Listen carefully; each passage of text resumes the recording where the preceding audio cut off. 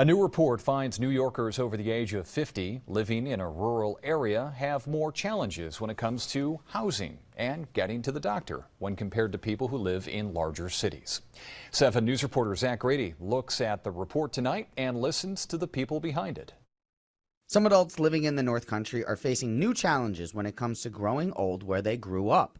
One worry is that not everyone has a car. The lack of access to transportation is devastating in how we live, how we socialize, get to work, or get anywhere.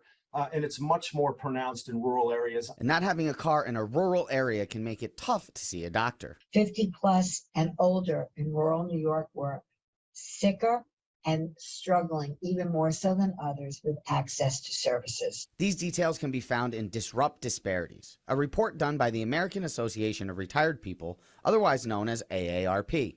It compares life for older New Yorkers who live in rural areas versus those who live in a more urban setting. Differences can be found in access to healthcare, high-speed internet, and housing. The report found that there was a loss of more than 15,000 housing units in a 10-year span in rural areas.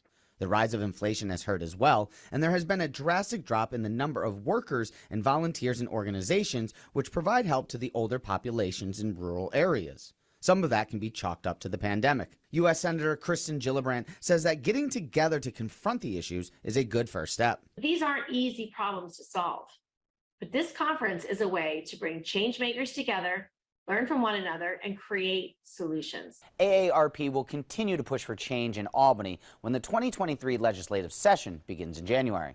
Zach Grady, 7 News.